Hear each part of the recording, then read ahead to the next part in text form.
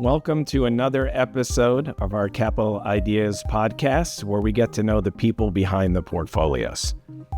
We get to hear their stories of how they joined Capital Group, what's their investment edge, some of their ideas, and we have a little fun along the way. Today, I am joined by Kirstie Spence. Kirstie's been at Capital Group for 28 years. She's a fixed income portfolio manager. She just recently joined our management committee, and she's a portfolio manager in emerging market debt. So we'll get to that. Kirstie, welcome. Thanks for having me. So we're going to come out of the gates hot today.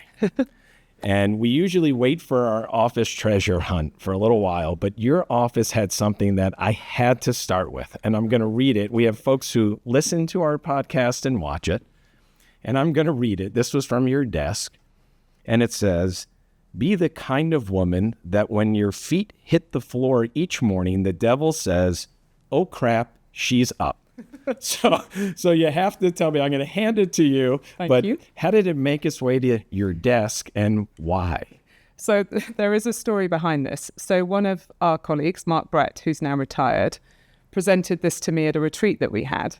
And of course, it was funny and everybody laughed. But I think the message behind it was a little bit of, I've always been kind of the London den mother for fixed income. For many, many years, I was actually the only woman in the investment group in London fixed income. And yeah, I guess I run a reasonably tight ship. So I think there was a little bit of that, just kind of, sometimes reminding them to keep on their toes. So I definitely took it as a compliment. But it was definitely a bit of a joke when it was given to me, but I'm very proud of it. Well, I'm glad to have it. I'll put it back in our treasure hunt box, and there may be a little more in there to come. So Russia was an emerging market debt country. Mm-hmm. It was part of the benchmark, equities as well, obviously. And then obviously Russia, Ukraine. You have some personal and professional connection to Russia and Ukraine. Can you share that?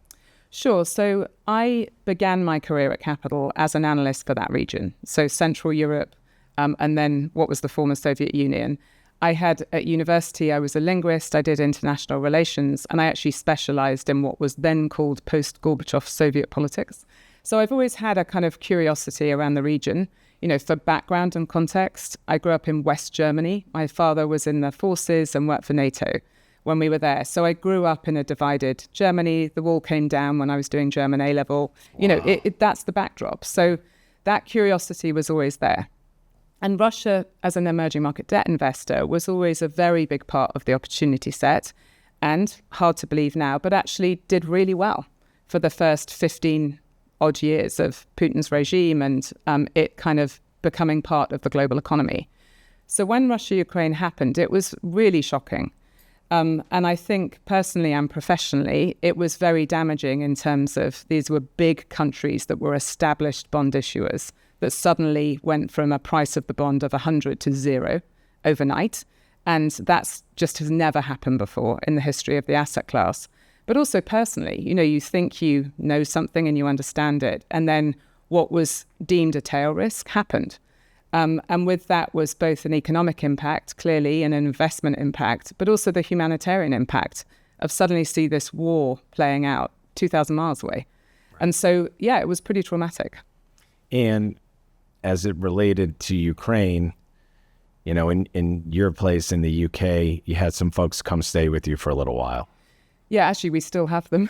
Are they still with you? So maybe share that, because I just think it's an interesting human interest story of you and others in the UK being very selfless and reaching out to folks who were in harm's way. Yeah, I mean, it definitely wasn't just me. So what happened, I think, was all of us watched with horror this war literally in Europe unfolding. And there was a refugee crisis with it. And what happened very quickly on the continent in Europe was people opened up their homes in Poland and in Germany. And you saw Ukrainians literally going into private homes. And in the UK, they did a Homes for Ukraine scheme, which was great in rhetoric and terrible in execution. But actually, people rallied behind it. And so with a lot of effort of paperwork and everything else, you were able to sponsor a family. Now, we happen to live on a farm. We have, it sounds ridiculous, but a spare cottage because we have a farm set up. And so we had the space. And I did feel very personally motivated to do something, as did my husband. So we were able to take in a family of 6. And actually, it was probably more rewarding for us than for them, because I think it was very important for my kids to see what we could do and understand the world a bit from a very privileged position.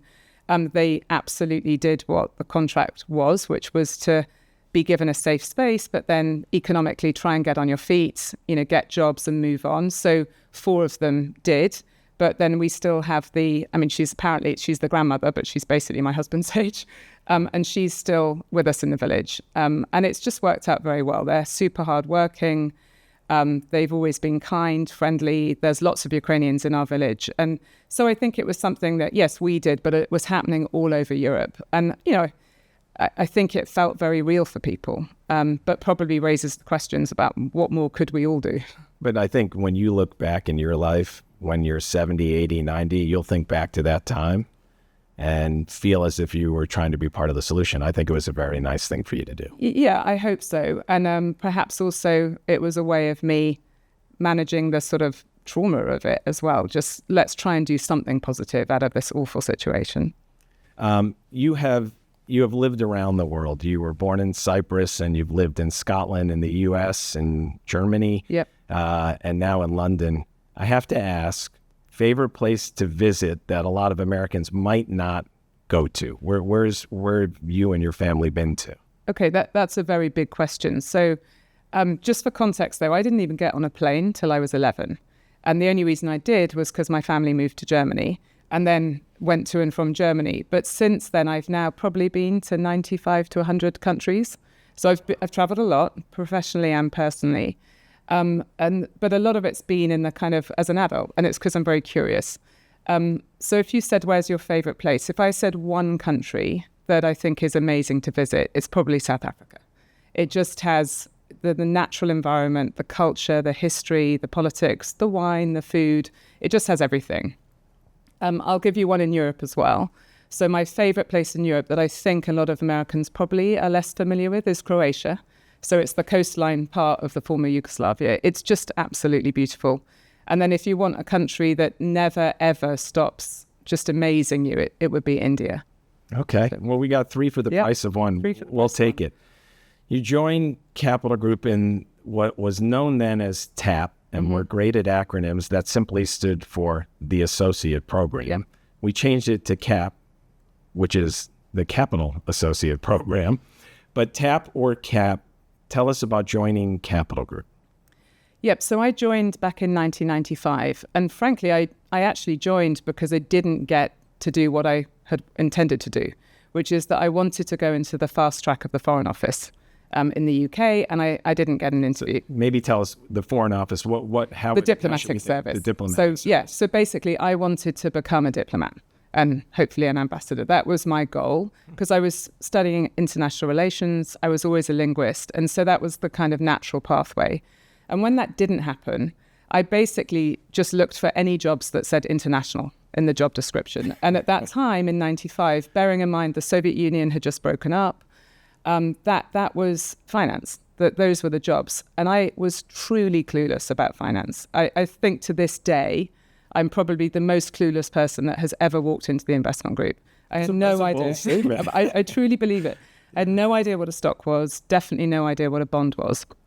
But when Capital came to my university and talked about the Associates Program, it was just super appealing. It was about coming and just being yourself, trying a bunch of different things, learning about finance and learning about capital. And at the end of a couple of years of doing a lot of useful rotations, so actively doing work, not just learning, there would be a kind of mutual decision around whether this was something that we would pursue and something I was interested in.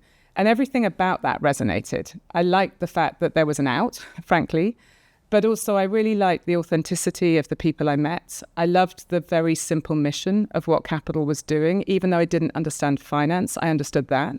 And I really felt that there was a kind of alignment of me and my values, and that's never been compromised. So I joined in 95, and 28 years later, I'm still here. So 28 years later, you're here, and you are a pioneer in emerging debt investing. Starting emerging debt investing in the 1990s, there weren't a lot of folks doing it at the time. There certainly weren't a lot of women doing it at the time. So you are known in the industry in that regard, and you've had really great investment results as a Capital Group associate. But talk a little bit about emerging market debt. I think a lot of folks are accustomed with emerging market equities, less so with emerging market debt. What is it and how does it fit in a portfolio? Yeah, so emerging market debt is effectively where governments fund themselves. So if you think about the US government, there's a budget every year, and there's usually a gap between what they're spending and the revenue they're raising, and then they issue US treasuries to fund that gap. So every country in the world has to go through that process. And so my world is the emerging market or the developing countries funding those budget gaps. But obviously that comes with a lot of risk and often not the institutions that make it a safer thing to do. Ultimately, that's a contract between us as the lender and the country as the borrower. And so what we're trying to do in emerging market debt is say, okay, this is riskier than the US government. So how much more interest rate do they need to pay us for that risk that we're taking on by lending our money or our clients' money to that government? And how long are we willing to take on that risk for? Are we going to lend to them for a couple of years and hope they pay us back? Or are we happy to lend them for 10 or 30 years? So effectively, that's the environment that we're in.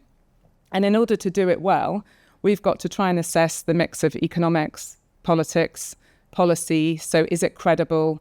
Does it make sense? And as they get better at doing it and it becomes more credible, then hopefully their borrowing costs come down. And that allows them to develop their economies, have more money for investment. So that's the cycle that we're trying to participate in.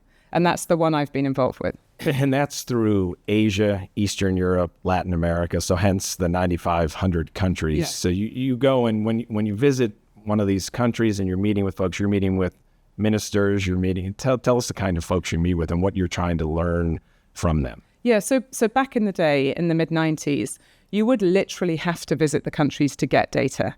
I mean, I have a ton of stories about that, and I'll give you a very quick one. I was in the Ivory Coast once, and I was looking at the shelf of the Minister of Economics, who we were in his very crowded office, and he had these direction of trade statistics books lined up, which I used to have in my office too. And I said, I have those. Why do you have those? And he said, well, that's how we work out our exports, is we go through the book and count up what every other country says they're importing from us. So it's literally that basic sometimes. So what year was that? That was probably the early 2000s or mid 2000s. 20 years ago. Yeah, a little less than that. So that it was in the early days almost literally data collection, and that was a differentiator. And you'd go and you'd meet with the often very senior prime ministers, Minister of Finance, Minister of Economy, central bank governors. As time's gone on, it's evolved. And so the data has gotten much better. And now when you go, you've got anybody can go and meet with those people, or they don't meet with investors anymore. So now you've got to think about what's the other angle. And so actually a lot of the visits now are more, who are the receivers of policy? So as a business, is it a healthy environment? You might meet with opposition politicians. You might meet with decision makers or pension funds, how they feel about the overall policy environment. So it's a bit more sophisticated now. We can get the data now. So now it's about going and discovering the country in a different way and thinking about the impact of policy on the economy and how credible that is. That makes sense. Maybe level set us in terms of yield. A 10-year U.S. Treasury now yields, depending on the day, 4.5%, 4.75%. High yield as an asset class is around 8%. Where does emerging market debt today fit in there? So if you combine what we do, which is the hard currency debt and what we call local currency debt, it's around 7%, which might surprise some people that it's a bit lower than they think. But what you've got to bear in mind in that is there are about 70 countries represented in that universe. And that ranges from everything from China, where the government debt in China yields around 2.5% and is quite stable and quite low, right through to countries like Ethiopia or Angola or Argentina that have double-digit yields on their debt. So it covers an enormous spectrum, and it covers very high-quality countries who really don't need to borrow much and are very low risk to very, very risky borrowers and everything in between. So you and the team are creating a portfolio that could be anywhere from 2, 3, 4% up to 18%. Yeah. And tell me a little bit about the team and the size of the team that we have to do that. Yeah, so we've really had to expand the team quite rapidly because the universe has expanded so much. So I just mentioned the number of countries, so 70 countries that we could potentially invest in. but also within each country, the markets have evolved. They've really kind of deepened in terms of the opportunity set.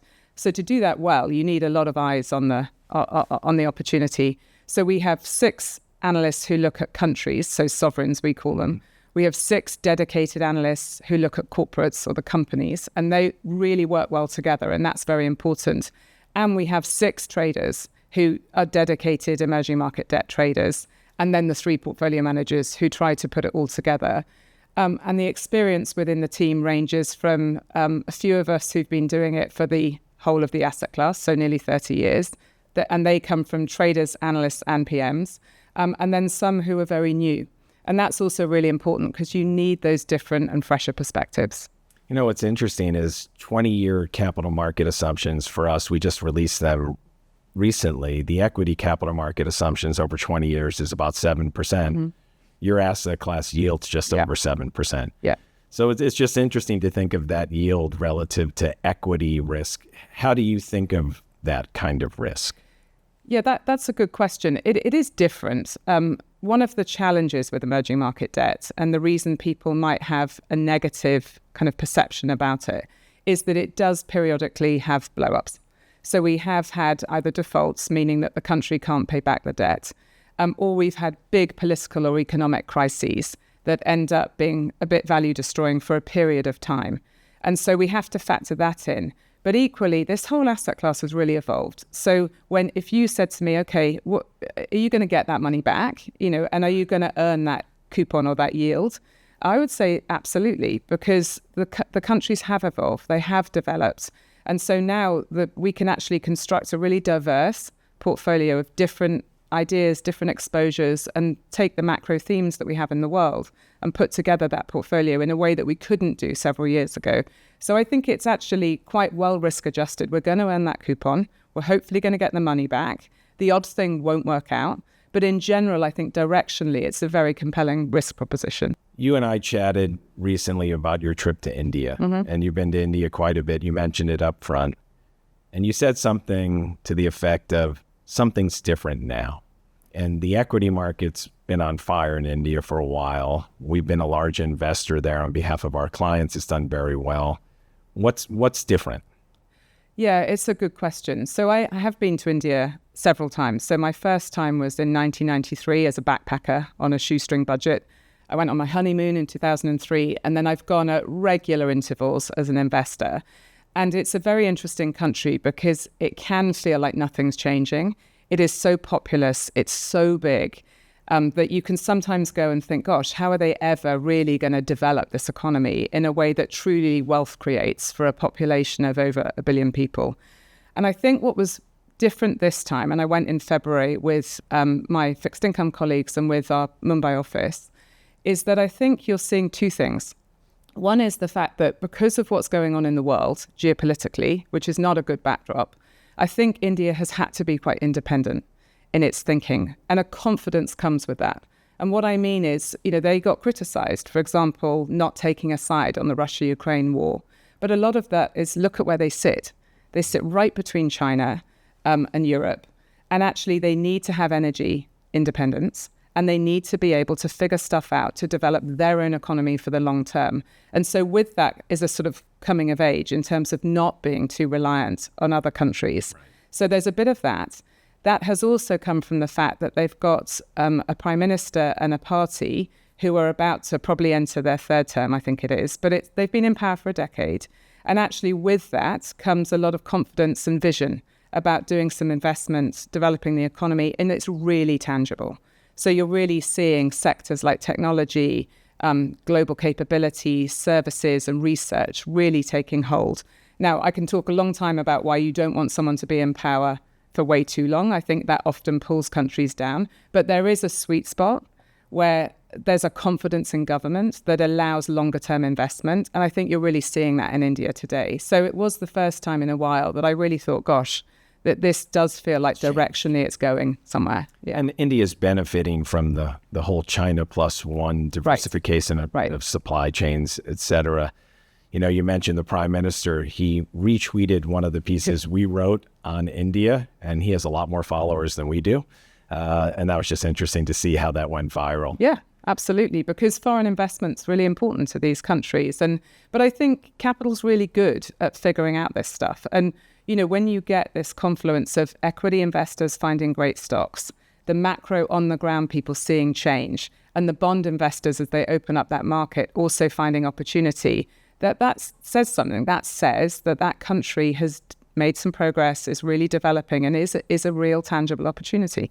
You were a research director, where at Capital Group, research directors, they're not full-time roles. We ask you to manage your portfolio and manage people, and it's in addition to, not in lieu of. And as a part of the second treasure hunt, this I love in relation to you being a research director. I'll read it for the folks who are listening. It says, "Please let me drop everything and work on your problem." So I'll share it with you. And as a research director, that's basically what you do. You mentor and you help lead the next generation of analysts become investors. Because again, at Capital Group, our analysts invest money. They don't just rate credits in the case of fixed income. Tell us about your experience as a research director. Yeah, so this was actually given to me by my co-research director at the time, Jennifer Hinman. So it was a bit of an inside joke. But just for context, I was research director for nearly 6 years, from 2006 through to 11 or 12. Yeah, whatever that was. Right. I got the math. I was suddenly thinking I had 2 pregnancies doing it. But during that time was obviously the global financial crisis. And I was a relatively young research director. I'd been at Capital about 10 years when I became research director. And when that happened, you watched people, whether they had been in finance for 1 year or 20 years, basically watch everything they thought they knew about the markets be completely upended. And so the kind of very real impact of managing a group of associates who really needed support, confidence building, help, and a kind of reorientation of everything they knew. And, for those of you that know your bond history too, the world of fixed income changed after the global financial crisis in terms of monetary policy and interest rates. So although it was a very rewarding time when I look back on it, and it certainly developed a lot of skills, it was pretty intense. And there was definitely an 18-month window where it did feel that it was all about everybody else, and you literally couldn't turn anybody down who needed to talk and figure stuff out. They're going through one of the biggest crises that they'll ever see in their careers. Yeah. And at the time, I definitely had a not very good results year in 2009. But when I look back on developing me personally and what I learned from what other people were going through and the questions people were asking, and sometimes when you give advice, you don't know that you know the answer until you're telling someone else. And then you realize that perhaps you could benefit too from some of the advice that you're giving other people. So it was all hands on deck from those of us who were trying to lead fixed income. We were also really evolving fixed income in that window. We had just begun the process of really broadening out our research base, and we were trying to build it for the fixed income of the future. So it was intense.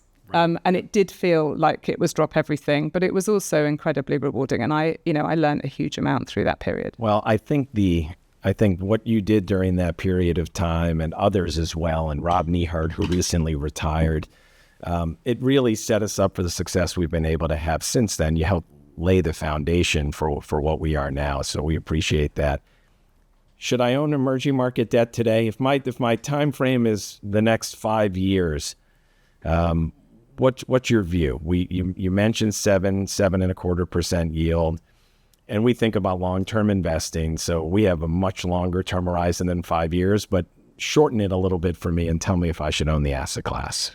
Well, I definitely think yes. One of the misconceptions I think about the asset class generally is the idea that it's either risk on or risk off, or you should go in for a very short period of time. It's not that. It is an asset class that on average is a 7+% yield, that has countries that are very low risk to the much riskier, as we talked about earlier. And the thing I absolutely love about it as a portfolio manager is that I can look at the world, look at what I think is going to happen economically and politically, and I can construct a portfolio around that view. I don't need to have just a sort of super risk on growth view of the world to be able to invest in emerging market debt portfolio. So I think it is a diversifier. I think there are a lot of themes that you can access in an emerging market debt portfolio that perhaps are harder to do in a stock portfolio or a different kind of bond portfolio. Right. So it's not going to be 30% of someone's portfolio, but it may be 5 or 10% Exactly. to pick up some yield and do it in a research-driven way. Yeah, and diversify from other asset classes. Yeah. So here's the point where I ask you about your investment edge, and no pressure, but previous guests have had just, I think, wonderful answers on how their process is unique. And everyone has a unique process. Mm-hmm. And we use acronyms at everything at Capital Group, including initials. So Kirstie Spence, we call you KISS, K-I-S. Mm-hmm. What is the secret sauce or your investing approach? Yeah, I think I mentioned at the beginning that I didn't have a financial background. I'm much more of an international relations and a linguist.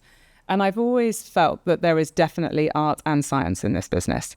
And so sometimes as data gets better and people get more technically oriented, I think being able to be the person that thinks with the other side of the brain, being able to bring in perhaps the human perspective, perhaps look around the corner on the behavioral impact of economics or political decisions. I think that for me is perhaps something I've always been able to bring to the table. It's just a very different perspective that's probably more focused on human behavior and try and think things through that way. And when I look back on the bigger decisions in my career that have worked out, usually that's been the thread. It's been just being able to see something or anticipate some behavior that perhaps other people have missed, and I've got there a little bit earlier than others have. So it's not just in the numbers. No, it's well beyond the numbers. It's well beyond the numbers. And particularly in my asset class, at the end of the day, every single day, there are humans behind the investments that we're making. And so understanding how they're impacted by the policy and the valuations, that's really important. And that does change behavior. So yeah, I do think being able to be that art side of the art and science coin is important. Yeah, when you say that, I mean, I think of it as EQ and IQ. Yeah. You have a reasonable amount of both, which is great. I mean, your Venn diagram is very overlapped. So I do think that's a special edge that you have. You've also had mentors at Capital Group. You can pick one or two, but who's helped you in your career? Yeah, this is a difficult question because I've grown up here. I've spent my whole career here. And I've had the absolute privilege of working with so many different people, and not just in fixed income. Emerging markets back in the day was one big unit of one big family of equity and fixed income, sure. But look, I'm going to say Rob Neihart because Rob retired at the end of last year. Rob was sort of 7 years-ish senior to me in the sense of he'd been through TAP. He was in emerging markets, but we ended up working completely alongside each other for 26 of my 28 years here. And we had a very strong working relationship. We're very different personalities. But I think to be able to partner with somebody like that, be able to kind of get the market advice and intuition, but also just interpersonal and around capital, and know that you've got that sponsorship, I think that was incredibly valuable. So I could name many, many people, but I'm going to pick Rob. But you and Rob worked together in emerging market debt for 27 years. Yeah. I mean, I think Rob, when he retired, he had been here 35 years? Yes. Yeah, just under, I think. Just under 35 years. So working together in that kind of asset class, which is a volatile asset class, and you're in the trenches together, you learn a lot from each other. I'm sure he learned from you as well. Yeah, I hope so. And I agree. I think, experience in this asset class is pretty important. You need new perspectives as well. But yeah, you do a lot of crises management when you do emerging market debt.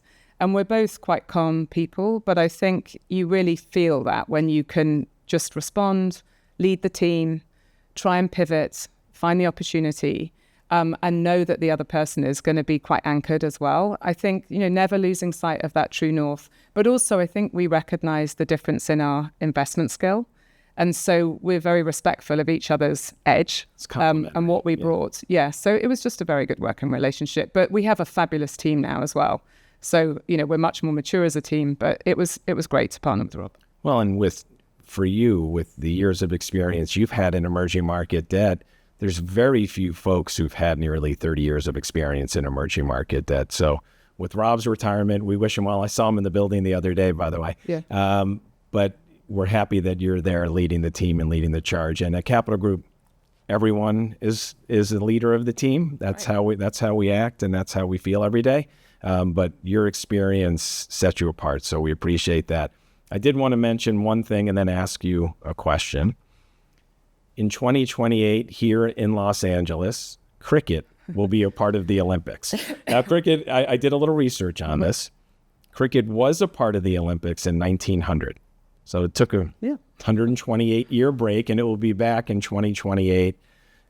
You're a cricket fan. Are you going to come and watch?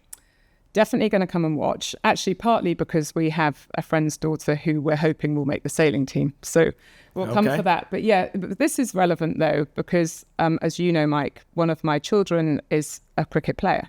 And actually it's my second daughter. So I think people might have the image that it's a men's sport. It's not. It's the fastest growing women's sport globally. And the reason, and the reason is actually India. So India is cricket's biggest fan. And the reason it's going into the Olympics is, I'm sure, for that audience. So we have a daughter who's involved in the pathway.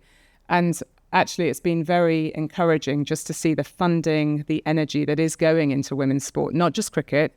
In the UK, it's also soccer, rugby, other sports, and that it is also more global. So it's this sort of really tangible wave of trying to equalize. I think it reflects a lot of things that are going on in the workplace and going on in society. So it's just all positive. Well, in a classic Capital Group humble way, you didn't mention that your daughter Jemima is an excellent cricket player. So maybe we'll see her here in 2028, not as a watcher of the sport, but as a participant.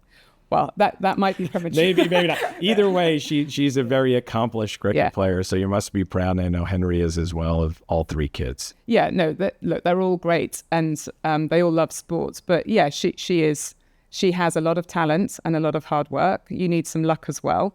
But even if we're not watching her, the great thing is we will know some of the girls who are in that pathway. So we will definitely be here watching it. We'll be here. We're going to finish with what we call this obsessively grateful moment, because we always talk about how there could be a little more gratitude in the world. I'll start to give you time to think of your answer. What I'm grateful for is our associates who are outside the U.S. I spent some time in London in 2022, most of the year with the team there. We have associates in 31 offices around the world, and we're growing outside the U.S., and our associates who work there and live there are such an important part of Capital Group. So for those nearly 1,500 folks who work outside of the U.S. at Capital Group, I'm grateful for them. Kirstie, what are you grateful for? So I am going to do the Capital Group one. Okay. Because I came to Capital when I was 22.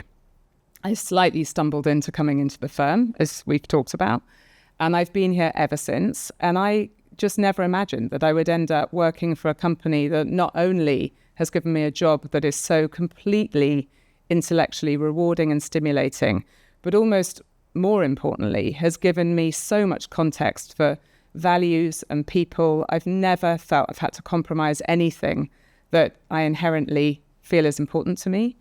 And I think it's made me a much better person than I would have been otherwise. When I just think about the influences, I think about the way people behave, the way people talk to each other. So much of what I've learned, I mean, I've been here well over half my life, has come from just Capital. So I know it's a bit cheesy.